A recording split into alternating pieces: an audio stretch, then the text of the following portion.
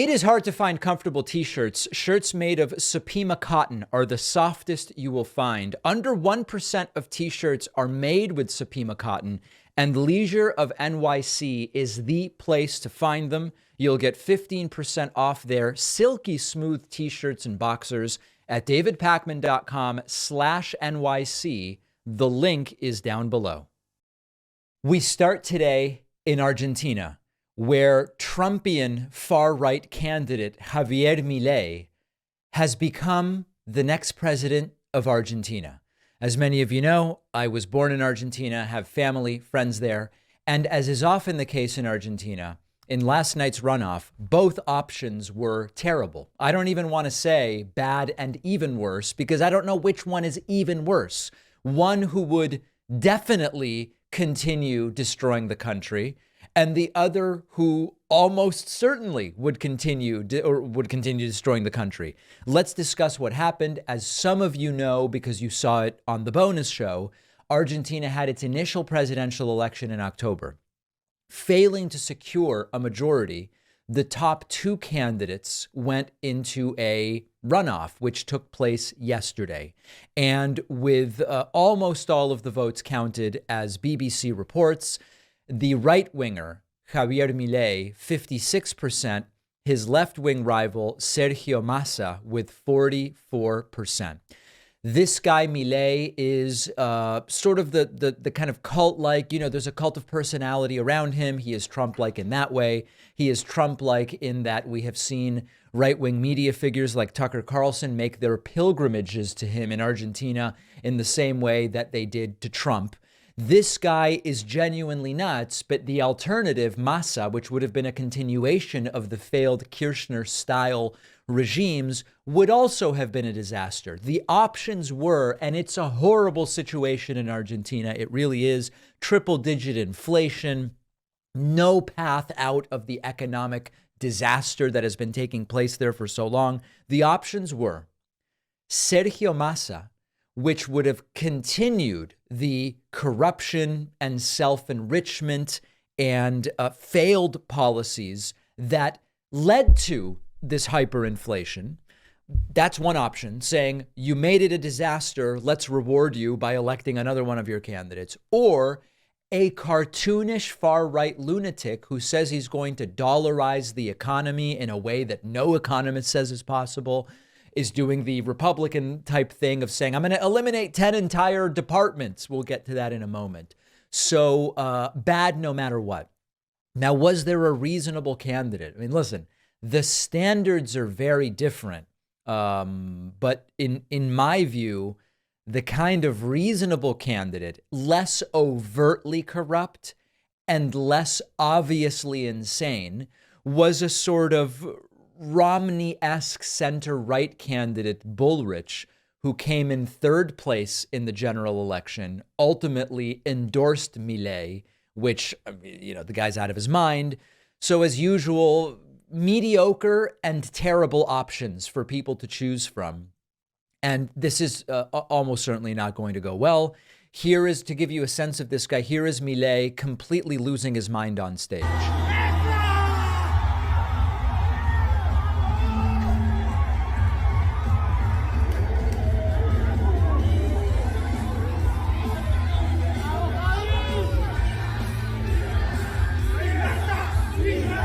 Screaming liberty, and I mean his dancing makes Trump look completely normal. Here is the style video that Milei put out during his campaign, and again, this is very Trump-like, listing entire departments that he would eliminate. Okay,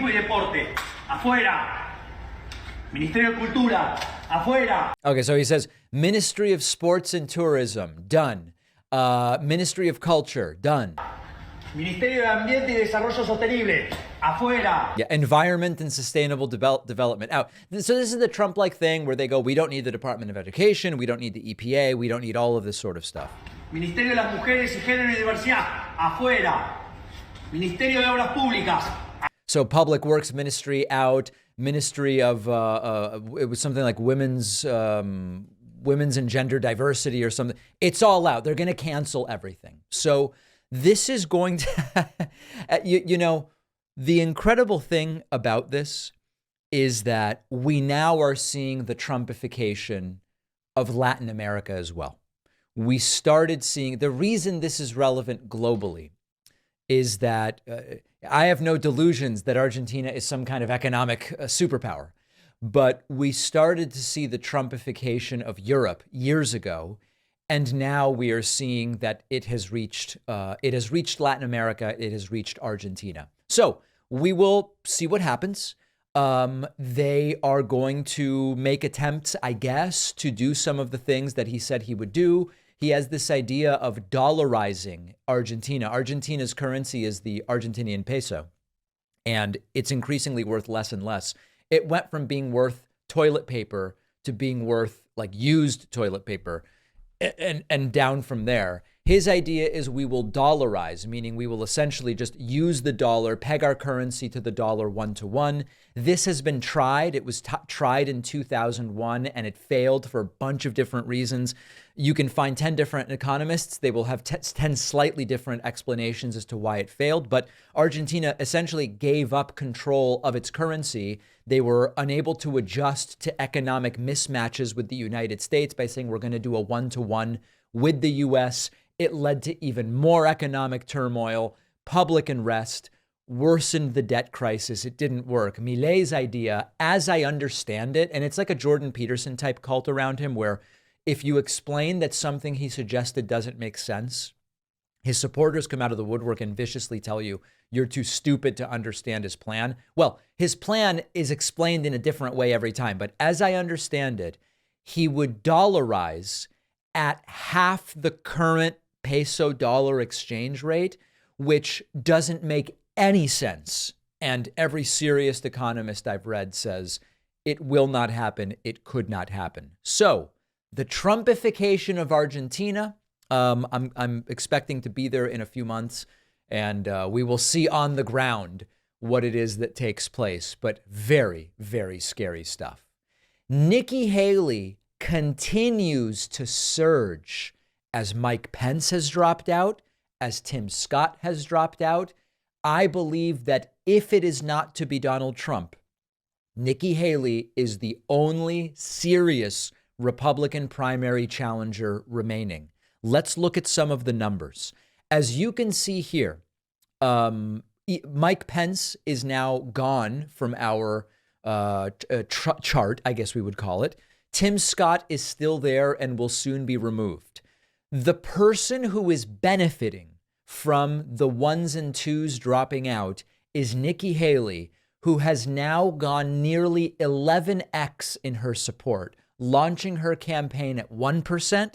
She is now about to reach 11%, and she is positioned to take over the second place spot from Ron DeSanctimonious very, very soon. With the elimination of a number of candidates, Trump is still between 58 and 60. He's not gaining from these folks going away. DeSantis continues to be between 13 and 15. But it is Nikki Haley, who now you can see in the bottom right, the dark red line, continues to surge. Vivek Ramaswamy is dead in the water. Hilariously, last week when we interviewed Vivek, he said he's right where he wants to be at 4%. It's crazy. Anyway, so he's going to be allowed to stay there. That's for sure. But Ramaswamy's done at 4.7. Chris Christie has no shot. Tim Scott has dropped out. Everybody else is under 1%. So Nikki Haley is the one person positioned if something happens with Trump. What that would be, I don't know. He dies. He is so humiliated in court as his trials start that Republicans say, hey, this is kind of embarrassing. Let's vote for someone else. It is only Nikki Haley who I believe is in a position to do something here. Now, what about in early primaries? Well, if you look at the Iowa caucus polling, Nikki Haley is still in third place, but is very close to Ron DeSantis. 17-13, DeSantis is ahead of Haley. Of course, Trump at 47 in the state of Iowa. In New Hampshire, another early primary, Nikki Haley is actually in second place. DeSantis actually losing badly in New Hampshire.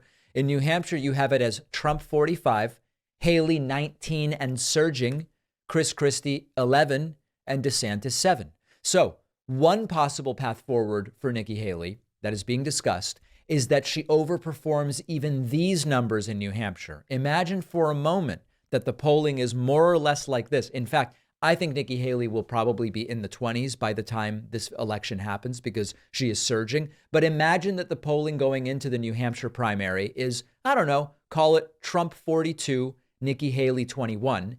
And then imagine that Haley overperforms. And at the end of the day, it's Haley 27 and Trump 36. That is close enough to justify Nikki Haley staying in this race. We then would go to South Carolina, her home state. Now, again, as of this moment, Nikki Haley's in second place in South Carolina. It's Trump 49, Nikki Haley 19, DeSantis 10. However, that includes 9 points for Tim Scott because we don't have polling from South Carolina yet that involves Tim Scott leaving the race. I would guess Nikki gets most of Tim Scott's support. They're both from South Carolina. Imagine that Nikki gets 7 of Scott's 9. That pushes her to 26. And if they go into this 49-26, she does well in New Hampshire. Maybe that pushes her to 33 and pulls Trump down to 37. Again, a strong showing from Nikki. Maybe she can justify staying in even further. This is the most optimistic scenario for Nikki Haley, but it's at least a path to something that DeSantis doesn't have. He's getting crushed even in his home state of Florida, and something that none of the other Republican candidates have. Vivek is talking about, we hope to finish in the top 3 in Iowa. Well, if you look at the polling, he's losing to Tim Scott, who's not even in this race anymore. So I don't see any path for anybody else. If I were a betting man, I'm still betting that Trump ultimately becomes the nominee. But if you want to make a case that anybody here should stay in, it's Nikki Haley. Let me know your thoughts. There has been one more Republican debate scheduled on early December. I think it's 2 weeks from now. December 6th, it will be a News Nation debate. My goal is to cover that.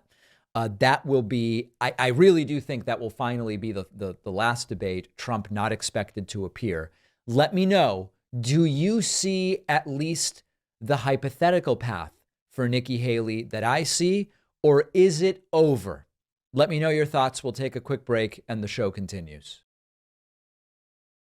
Often I have to wear shirts for a long time before the material softens and feels good on my skin. But if you want a t-shirt that's actually super soft right when you open the package brand new, check out our sponsor, Leisure of NYC.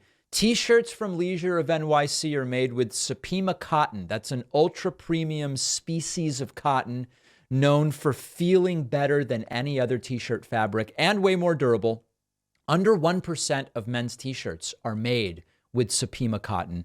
Also check out the boxer briefs made from moisture-wicking viscose from bamboo, which will bring you a level of comfort you didn't even know was possible with underwear. These boxer briefs feel like air and they don't bunch up.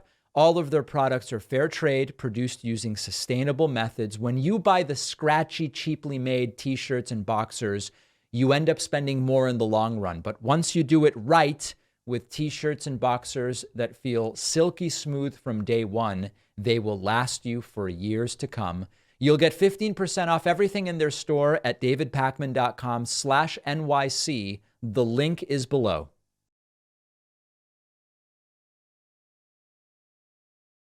It is hard to find comfortable t-shirts. Shirts made of Supima cotton are the softest you will find. Under 1% of t-shirts are made with Supima cotton, and Leisure of NYC is the place to find them. You'll get 15% off their silky smooth t-shirts and boxers at davidpakman.com/NYC. The link is down below. The David Pakman Show continues to be made possible by our audience. We have this thing called the membership program. And if you like this show, we provide more show to our members every single weekday after the regular show. there's the bonus show where I am joined by producer Pat. We talk about more of the goings on in the United States and around the world. Lots of other great member perks and benefits, and you can sign up and avail yourself of all of it at joinpacman.com. Ron DeSantis is refusing to condemn Elon Musk's endorsement of a disgustingly anti-Semitic conspiracy theory. CNN's Jake Tapper interviewed Ron DeSantis, not exactly a profile in courage. Ron DeSantis taking the, I just haven't seen it, I don't know, but I know that Twitter's been treated very, very unfairly. We're going to take a look at a couple of clips. He insists that he hasn't seen it, and Jake Tapper shows it to him, and he still goes, yeah, I just don't know, I don't know. Here's the first clip. Something happened the other day that I wondered what you thought about, because you launched your campaign on Twitter, now known as X. And right now, major companies such as Apple and Disney are pulling their ads from X because Elon Musk openly endorsed this anti-Semitic conspiracy theory that Jews are conspiring to replace white Americans with minority immigrants. Right. I wondered if you saw the comment and if you condemn it. I did not see the comment, and so I know that Elon has had a target on his back He's the victim, guys. Elon's the victim. since he purchased Twitter, because I think he's taking it in a direction that a lot of people who are used to controlling the narrative don't like. So I was a big supporter of him purchasing Twitter. I think they're obviously still working some stuff out, but I did not see those comments. All right. Yep. They're working out whether it's a good look from the standpoint of retaining advertisers for the owner of the company to signal boost anti-Semitic conspiracy theories that date back essentially thousands of years in some way, shape, or form. So here is Jake Tapper attempting again to get him to answer something about it. So I do think on the institutional side, you've seen this become part of a left-wing movement, a very significant pro-Hamas movement, and it is backed by institutional power. Yeah, absolutely. Jewish students, just like Muslim students, black students, gay students, all students should feel safe on campuses, and the concern Jewish students have right now is very serious. I'm just saying, Elon Musk is a pretty powerful guy, and he's out there endorsing some pretty hideous anti-Semitic conspiracy theories, and I still haven't heard you condemn it. Well, because I haven't seen it. I know you tried to read. I have no idea what the context is. I know Elon Musk. There could be context which would explain away arguing that such an anti-Semitic conspiracy theory was actually not an anti-Semitic thing to agree with. There could be missing context there. We need the context, as we know. Never seen him do anything. I think he's a guy that All right, and something very, very extraordinarily glitchy here. Anyway, refusing to condemn him. So what exactly is going on here? There's two different things going on here. First of all, DeSantis has a campaign that is dead. And at this point, I really don't know that there's that much that you need to preserve by saying, oh, I don't know, I didn't see it, I don't condemn it, I don't know. The campaign is dead, and there's no real utility to not answering. I guess maybe he thinks in some way staying on Elon Musk's good side is going to be helpful or something along those lines. As far as DeSantis being a complete and total coward when it comes to this sort of thing, that's not new. That shouldn't surprise us. You might remember that in January of last year, there were neo-Nazi demonstrators that were at DeSantis events. And DeSantis was just asked to condemn them. And he said that it was a way to smear him, to ask him to condemn it. Now, only if you are unwilling to condemn it is that a way to smear you. You know, I every time this happens, I'm reminded of when I interviewed the white nationalist Richard Spencer. And I said to him, hey, I heard you don't condemn Adolf Hitler.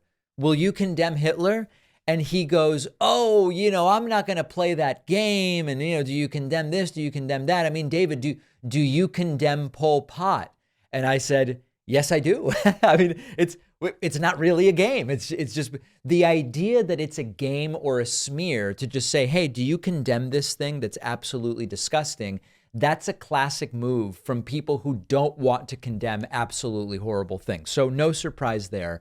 And then maybe sort of lastly, we are going to talk at some point this week, maybe on the podcast, maybe on the bonus show, about what's going on with X, the platform formerly known as Twitter.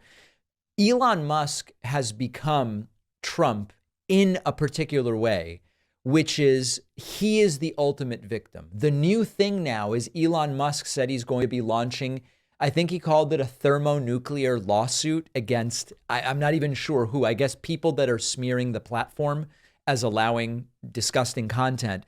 He believes that all of these advertisers that are canceling are being lied to and sort of coerced or tricked into canceling ad campaigns. The reality is, if you look at what's happening on the platform, and I'm barely on it, I went on again yesterday to just sort of see like what's on the platform, what am I missing by not really being on Twitter, and I saw nothing of value.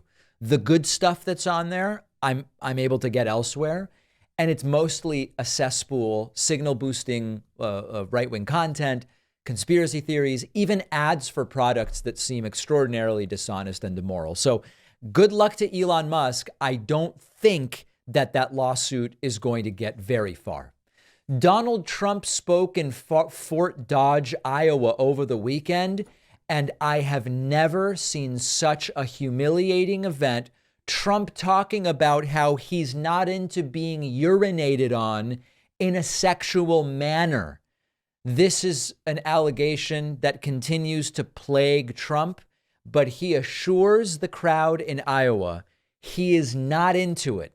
This is not something that he is into. This is a former president, bright orange, talking about so-called golden showers in what was described as a high school gymnasium. Take a listen to this. Oh boy. And the video is glitching. We're going to get it, I assure you. He was with 4 hookers. You think that was good that night to go up and tell my wife, it's not true, darling, I love you very much? It's not true. Actually, that one she didn't believe because she said he's a germaphobe. He's not into that, you know? He's not into golden showers, as they say they call that. He's not. I don't like that idea. No, I didn't. I thought that would be a big problem. I was going to have a rough night, but that one she was very good on. She said, no. Trump expected that it was going to be a really tough night with Melania because of the golden showers allegation. This is a 77-year-old former president of the United States. This is what he has been reduced to talking about on the world stage of his 2024 campaign. You know, one thing that is a bad idea for Trump to be talking about is taking over the Capitol again after what happened on January 1st of 2021. Trump shouldn't be talking about taking over the Capitol, but he's talking again about taking over the Capitol. And clean up, renovate, and rebuild our capital city so that it no longer is a nightmare of murder and crime. Last night, 3 people were killed. But rather, it will become the most beautiful capital anywhere in the world. We're going to take over the Capitol, and we're going to make it beautiful, and we're going to make it safe. We're going to make it great. Well, you know, the last time Trump and his supporters took over the Capitol, it was a really bad thing. This is not the line that I would be going with.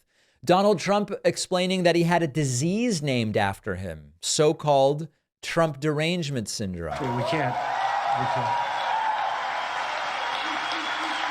Every sane person without what they call Trump derangement syndrome, you know what that is? It's a great honor. I had a disease named after me.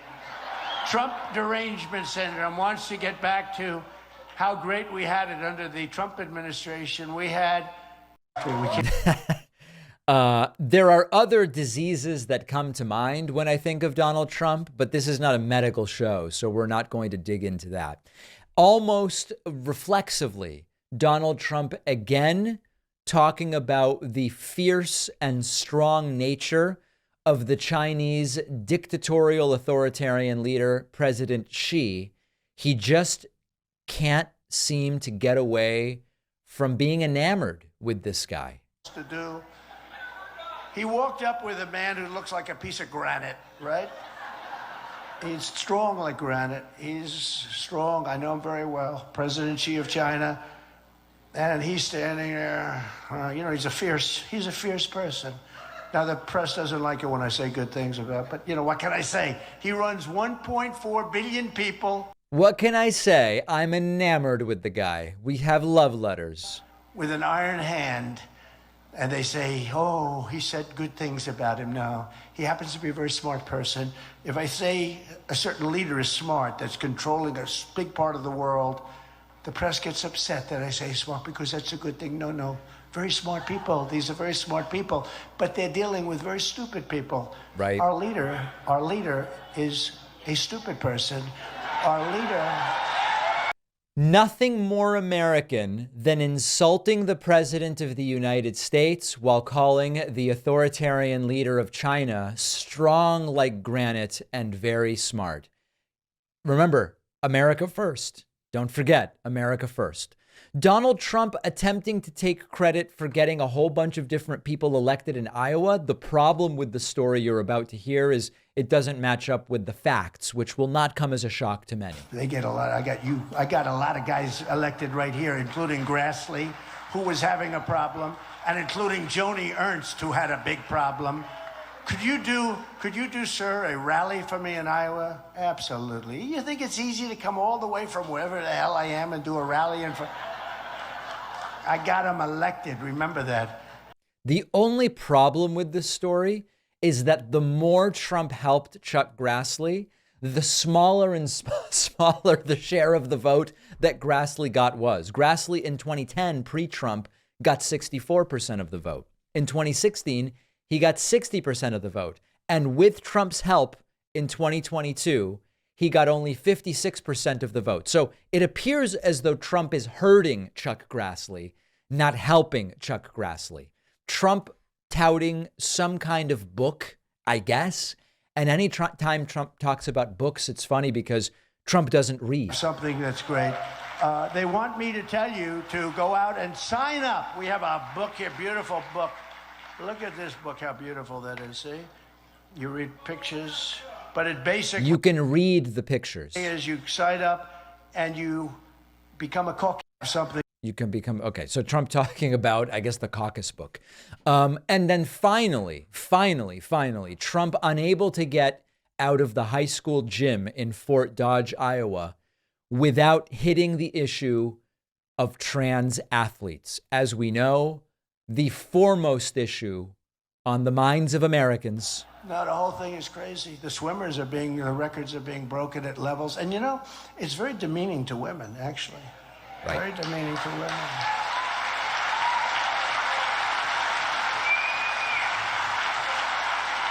But I love women athletes. But they shouldn't be allowed. I think it's dangerous in many cases, and in some cases it's just unfair. The sad part is that a lot of women, they know this, and they don't want to talk about it because, you know, we're in like this communist regime nowadays where you're not allowed to speak the truth on elections or on things like that. As you know, Trump's speech has been so limited over the last many years. Trump doesn't really give a speech. He kind of tells imaginary stories, some of them off of his teleprompter, that paint a picture of a completely imaginary alternate reality that doesn't really exist. That is exactly what Trump did in a high school gym in Iowa over the weekend. And stunningly, people are still going and showing up to this stuff and waiting all day to hear from the guy.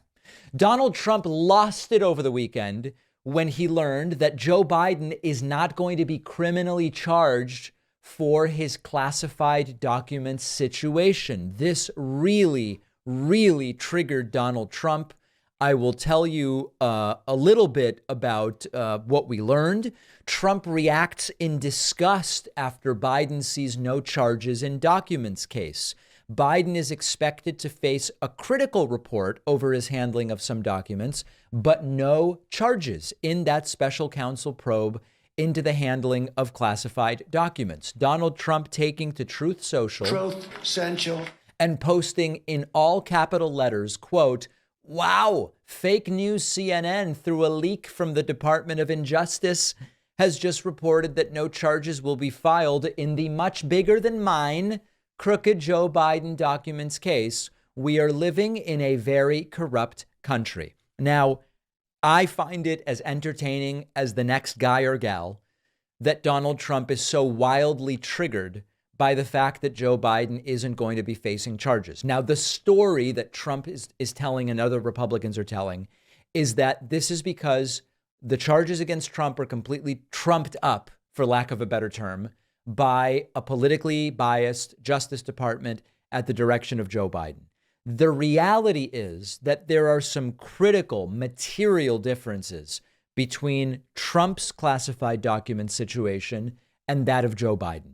First and foremost, Trump says Biden's case is way bigger than Trump's. That is a lie by any stretch of how you might measure it. First of all, Trump's case involves documents with highly sensitive national security information.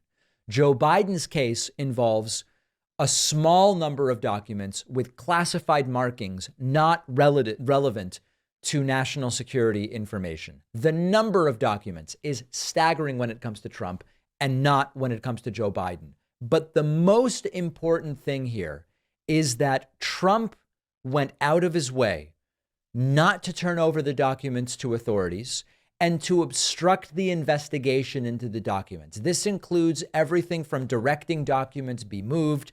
There was a wild, suspicious flood of the room where the documents were kept. We still don't know, was that on purpose or not? It all stinks to high heaven. Trump telling his lawyers, say things that aren't true about the documents. On the other hand, Joe Biden immediately reported the discovery of these documents, promptly turned them over, and completely cooperated with authorities. Trump went out of his way to do the opposite. There is almost no similarity between the two cases. It is not for me to judge when are charges appropriate. The investigators have determined that charges are not appropriate when it comes to Joe Biden. If someone else can present actual evidence for why there should be charges, I'm glad to look at it. I have not seen it thus far, and it is sending Trump for a loop. Don't forget that the best way to support the David Pakman Show is by becoming a member, which gives you access to the daily bonus show, the regular show with no commercials.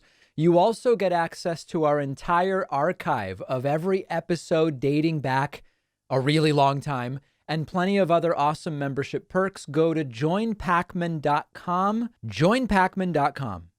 2024 Republican presidential candidate Nikki Haley came up with an idea when it comes to social media that some are absolutely crushing her for, but in reality, there are many people on the left who have already proposed such an idea.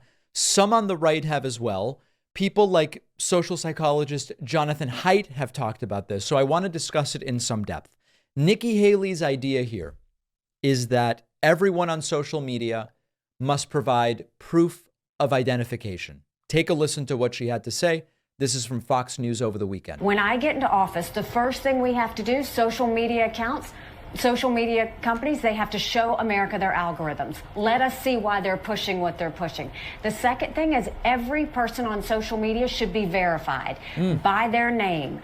That's, first of all, it's a national security threat. When you do that, all of a sudden people have to stand by what they say, and it gets rid of the Russian bots, the Iranian bots, and the Chinese bots. And then you're going to get some civility when people know their name is next to what they say. Accountability. And they know their pastor and their family member is going to see it. It's going to help our kids, and it's going to help our country.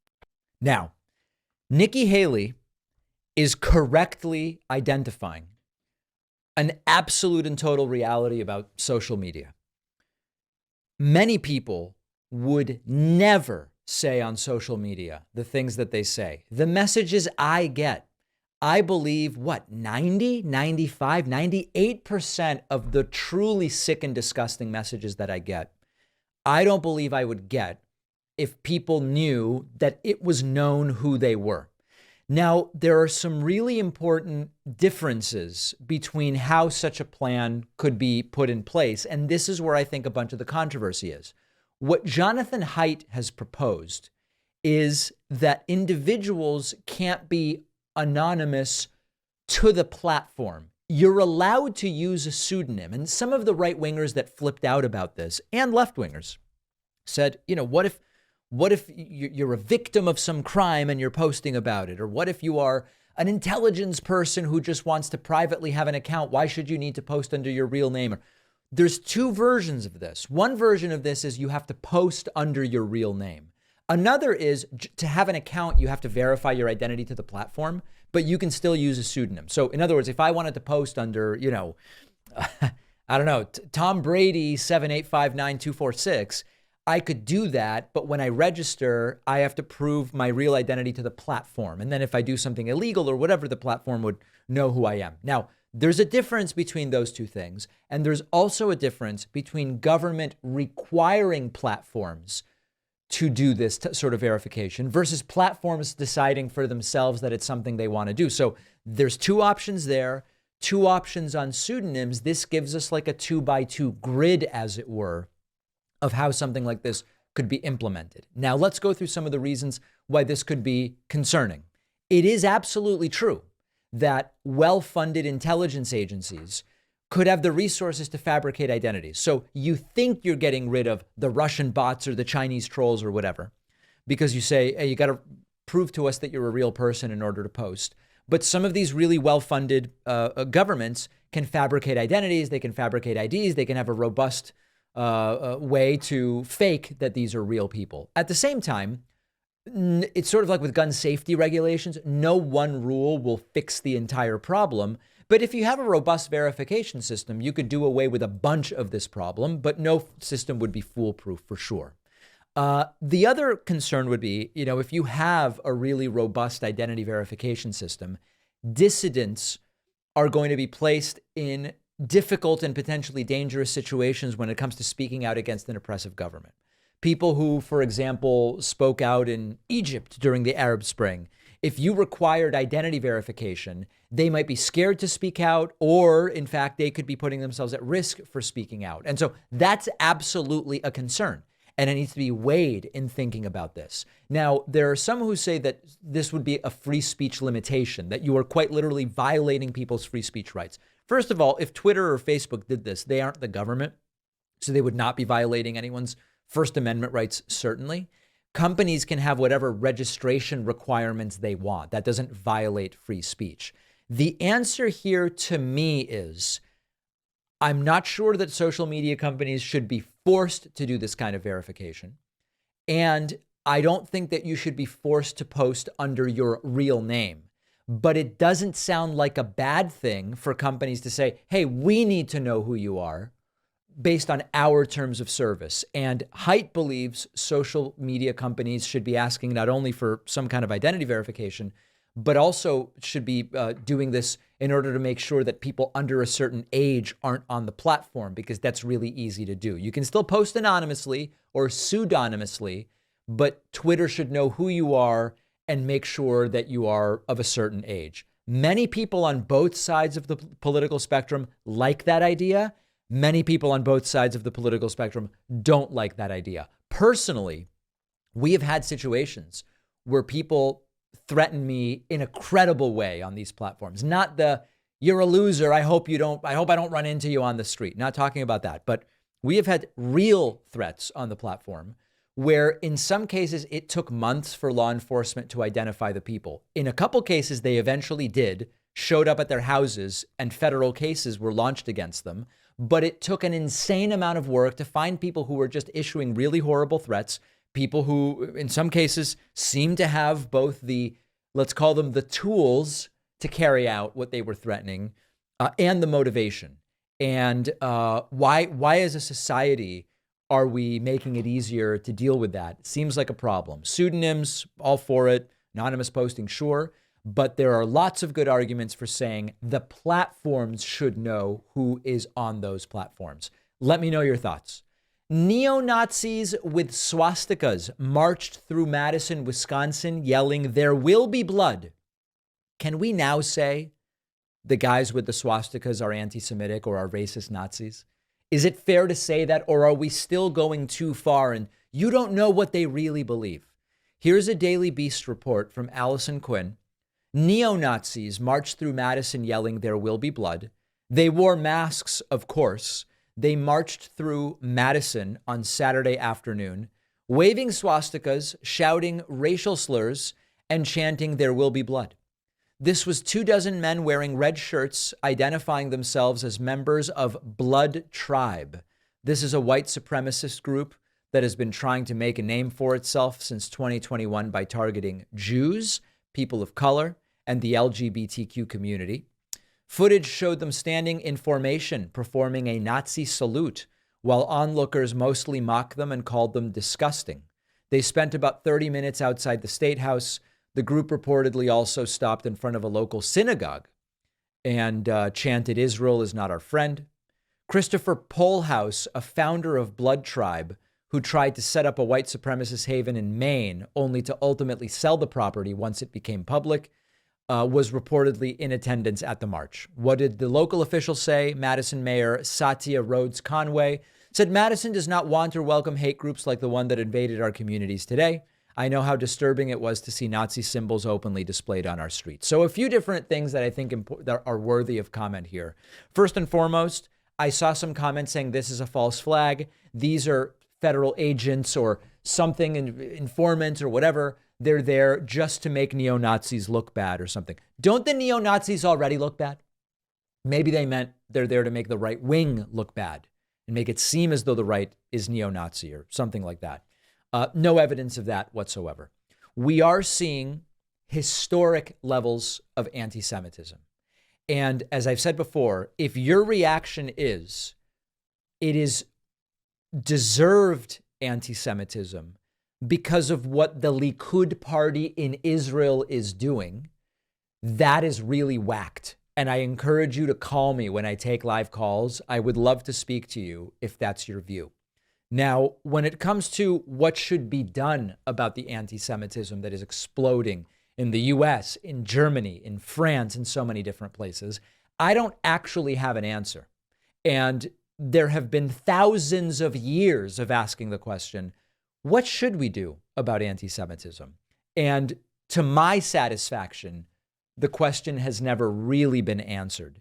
What we certainly don't need are claims that there isn't really an increase in anti-Semitism, or that if you care about supposed liberal values, you shouldn't be concerned with it. That's my real fear.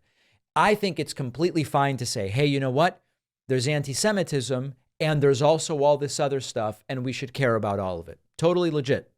However, if your motivation for talking about other things when anti-Semitism comes up is your antipathy for Israeli foreign policy, or your unwillingness to recognize that anti-Semitism is, first and foremost, the number one form of religious hate crimes in the United States, or if you just don't want to recognize what's going on, then I do have a problem with that perspective. But if honest people want to say, okay, this is going on, but I'm not sure what we need to do about it and what the solution should be, that's absolutely a conversation worth having and one that we should be having. So it's disgusting. We're seeing it everywhere. We're seeing it in different forms. Saying I am against the Israeli settlements in the West Bank, that's not anti-Semitism.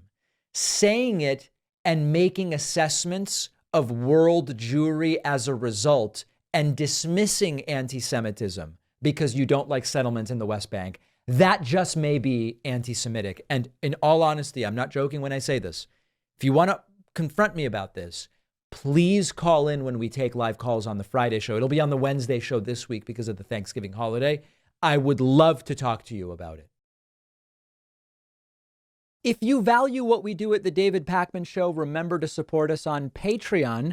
Go to patreon.com/David Pakman Show, where you can get access to behind the scenes videos, the daily bonus show, the commercial-free daily show. You can support the show for as little as $2 a month. Check it out at patreon.com/David Pakman Show. Disgraced Republican Congressman George Santos will not be running for re-election. But before we even get to that story, I should tell you the latest completely outrageous revelations about his ridiculous uses of campaign funds. I know that this sounds like a joke. It does. The New York Times is reporting how Santos spent donors' money, Ferragamo, OnlyFans, and Botox. House ethics investigators found that Representative George Santos used campaign money on personal spending splurges in the Hamptons and Atlantic City. Over just a few days in November, Santos dropped $6,000 at Ferragamo, perhaps some of it on red designer sneakers he later wore in Congress. He withdrew $800 in cash at a casino where he liked to play roulette. He paid off his rent. He pulled out another $1,000 in spending money at an ATM near his apartment in Queens.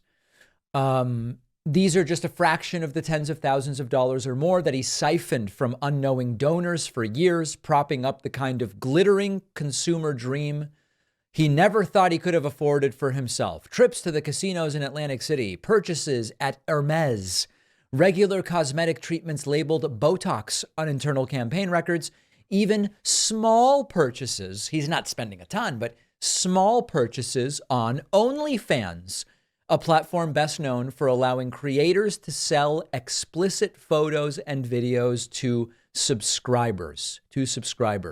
This apparently, so sticker, headline, spending money on OnlyFans and Botox.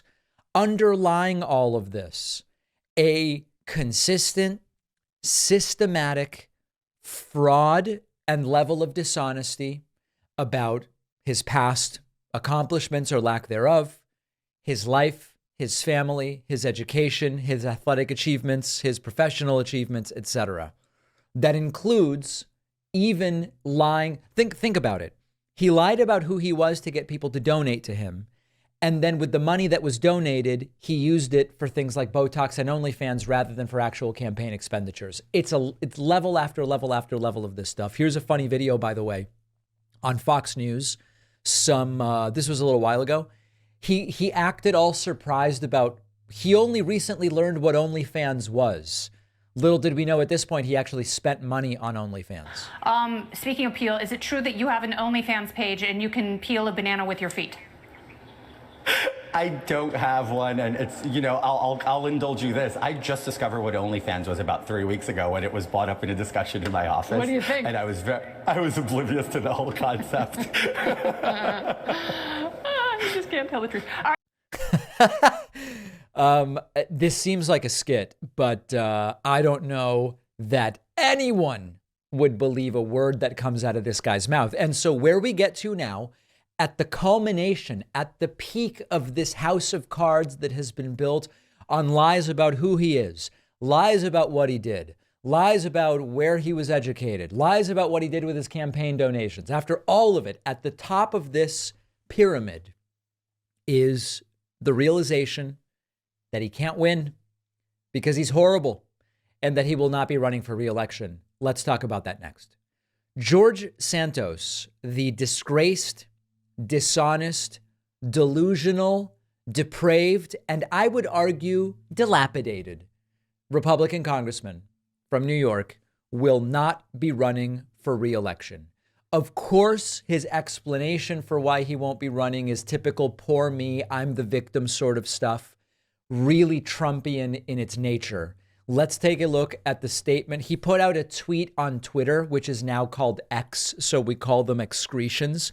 And hard to have a better example of something that would accurately be labeled an excretion than this post, where he explains why he's not running. Quote, if there was a single source of ethics in the ethics committee, they would not have released this bias report. The committee went to extraordinary lengths to smear myself and my legal team about me not being forthcoming. My legal bills suggest otherwise. It is a disgusting politicized smear that shows the depths of how our federal government has sunk. So far, it's the ethics report is bad. Everyone who participated in this grave miscarriage of justice should all be ashamed of themselves. We, the people, desperately need an Article 5 constitutional convention. We're approaching $34 trillion in debt. The government is continuously on the verge of shutdown, blah, blah, blah. The time is now for the states to rise up and commence a constitutional convention. I've come to expect vitriol like this from political opposition, but not from the hallowed halls of public service. I will remain steadfast in fighting for my rights and for defending my name in the face of adversity. I am humbled yet again and reminded that I am human and have flaws, but I will not stand by as I am stoned, he's stoned now, by those who have flaws themselves. I will continue on my mission to serve my constituents up until I am allowed. I will, however, not be seeking re-election for a second term in 2024, as my family deserves better than to be under the gun from the press all the time. Public service life was never a goal or a dream, but I stepped up to the occasion when I felt my country needed it most. I will 100% continue to maintain my commitment to my conservative values in my remaining time in Congress. One really funny question. Do we even believe he's not running? Like, he filed for re-election a while ago, and now he tells us he's not actually going to run. Do we even believe he's not running? Or is he going to go back on this? Is he never going to actually end the campaign? What is his actual plan? Now, let me be abundantly clear. This decision is about one thing and one thing only, which is the realization that he almost certainly cannot win. His constituents despise him. Republican groups in Long Island have denounced him. He is a joke in the halls of Congress. And now this report that says he was spending campaign donations on Botox. He was spending it on OnlyFans. Believe me, there are still Trumpists who would continue donating to this guy. But it seems as though he has realized he almost certainly will not win. If his view changes and suddenly he comes to think that he might actually have a shot, will he cancel his cancellation? He almost certainly will. But really taking a lesson from MAGA Trumpism, remember that this used to be at some point vaguely the party of personal responsibility. Don't blame other people for your actions. He did it all to himself. The lies, the fraud, the deception. And then layered on top of this are, of course, the criminal charges. This guy is facing a couple dozen. It's hard to remember. I know Trump's 91 felonies. This guy, I think, was in the 20s or 30s. Some number, a couple dozen of felonies, criminal counts here we're talking about. And it's also possible that this guy's going to end up in prison, which, quite frankly, if that's what he deserves, remember, I don't go around saying, lock him up, lock her up. If it is indeed what he deserves, I hope that they throw the book at him. So this could be, I mean, it's sort of a Greek tragedy in a sense. It's kind of like Trumpian stuff also, in that probably getting involved in politics was one of the worst business decisions Donald Trump could have made, as he now may lose his ability to operate a business in New York. The tragedy of George Santos, which he says is everyone's fault but his own. Let's see where we end up a year from now and see whether this guy actually ends his campaign. We have a voicemail number. That number is 219-2-DAVID-P.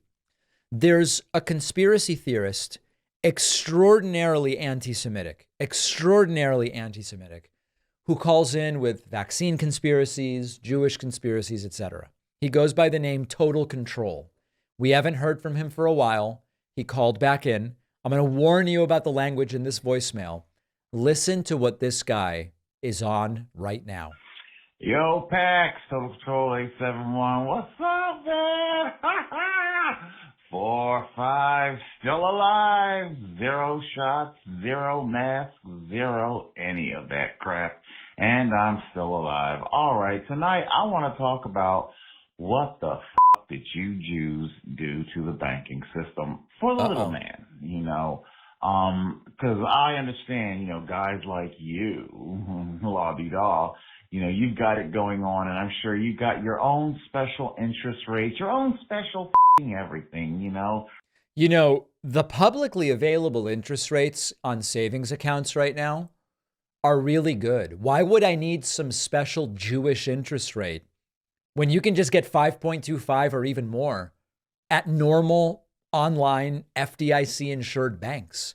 Again, this guy's horrible. I mean, disgusting conspiracy theories, but also complete ignorance to the fact that anybody can go and get over 5% right now. Radiohead creep, because you're so special, so fucking special.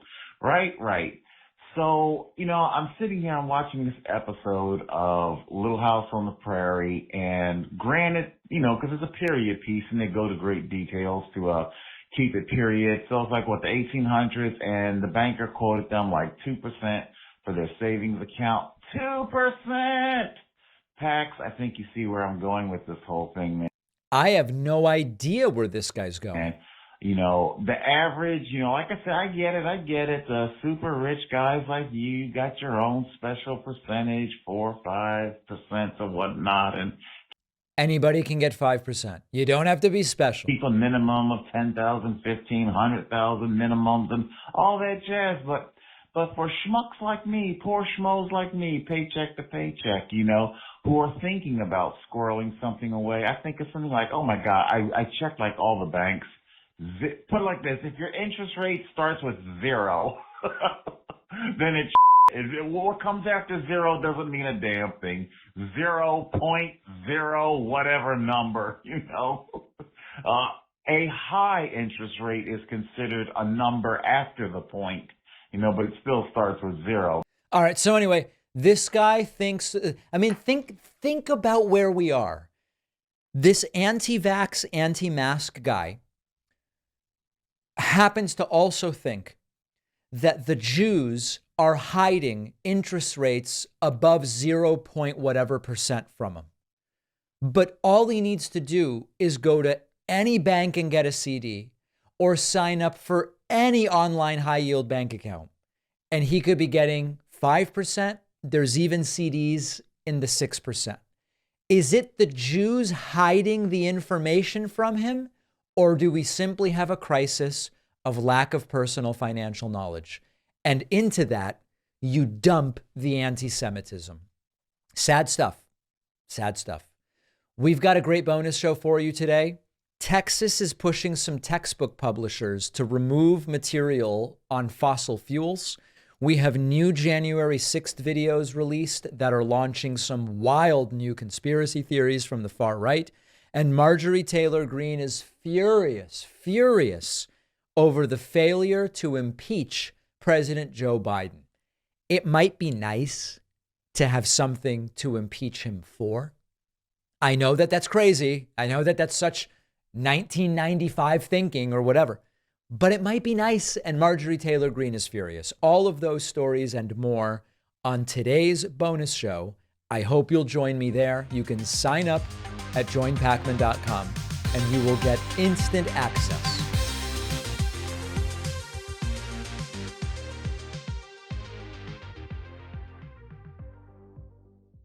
Thanks a lot for watching today's show. I just want to take a second to tell you about today's sponsors. It is hard to find comfortable t-shirts. Shirts made of Supima cotton are the softest you will find. Under 1% of t-shirts are made with Supima cotton, and Leisure of NYC is the place to find them. You'll get 15% off their silky smooth t-shirts and boxers at davidpacman.com/NYC. The link is down below.